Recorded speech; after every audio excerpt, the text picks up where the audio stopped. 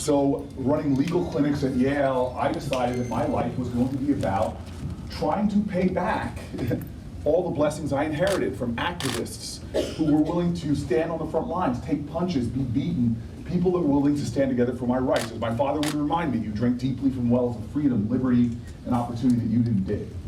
So my first job coming out of law school was I decided to move into one of America's most lowest income neighborhoods where we don't mistake wealth with worth. And I became a tenants' rights lawyer because people fought for my housing rights. I couldn't pay it back, I had to pay it forward. My whole career began in a low-income inner-city community fighting for the issues and the unfinished business of America. And I have stayed. I'm the only United States Senator. I am the only person running for this office that still lives in a black and brown community below the poverty line. And I'm telling you, we have fought and made tremendous changes. We've made changes in our community. You walk around my block, I try to get reporters to do it with me all the time. You see black businesses that have opened, entrepreneurs that are successful, schools that are now outperforming the suburbs, supermarkets and food deserts, tens of thousands of jobs in our cities being created, fighting against gentrification by doubling the production of affordable housing, making sure everybody has a community to live in. We were able to transform Newark in outcomes that people thought weren't possible. The lowest performance urban district in our state, now the #1 school system in America for beat the odds schools, kids in poverty going on to college.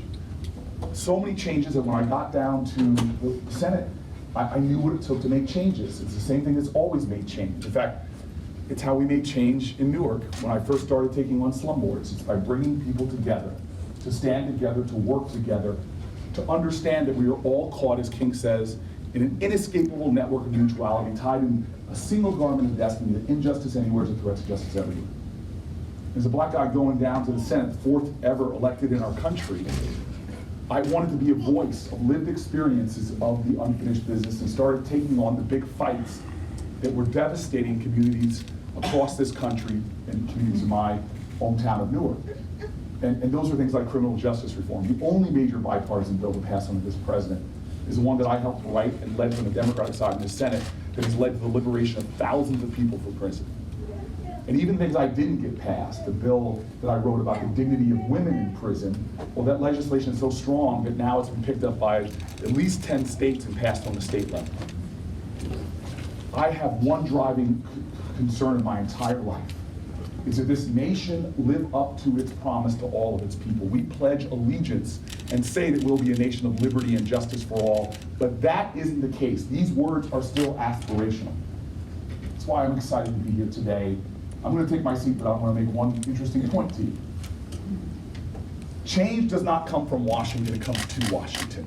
There wasn't a bunch of men in 1920 on the Senate floor that said, hey fellas, let's give women the right to vote. Okay, yeah, great. No. We didn't get civil rights because Strom Thurmond, longest filibuster in Senate history, one day came to the Senate floor and said, I've seen the light, let those Negro people have some rights. No, it always comes because folks like you are willing to stand up and fight for it. Why did that lawyer in the 1960s represent black families? Well, he says one night he was sitting at home watching TV, March 7th, 1964, watching TV. The movie most Americans were watching that night was Judgment at Nuremberg. And this historic night in America, they broke away from an ongoing movie to show a bridge in Alabama called the Edmund Pettus Bridge, where civil rights marchers were marching from Selma to Montgomery. They get stopped on that bridge by Alabama state troopers that would not let them pass. And then this guy on a couch in New Jersey, this white man on a couch in New Jersey, sees them get viciously beaten. We know that day is Bloody Sunday.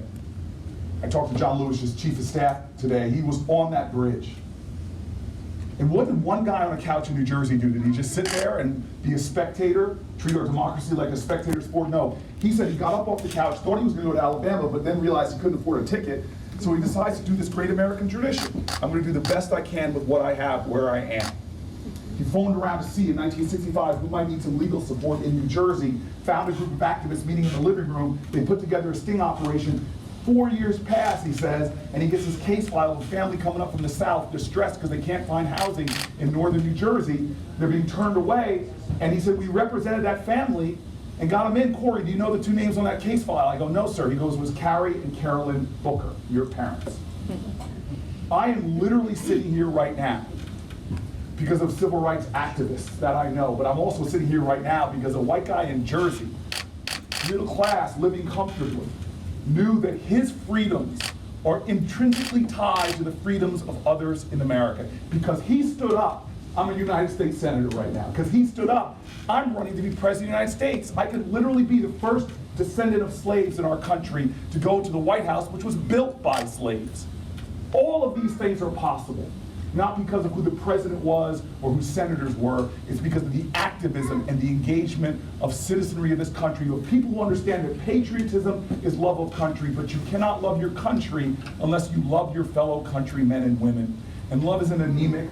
Love is not sentimentality. Love is sacrifice. Love is service. As one great activist once said, what does love look like in public?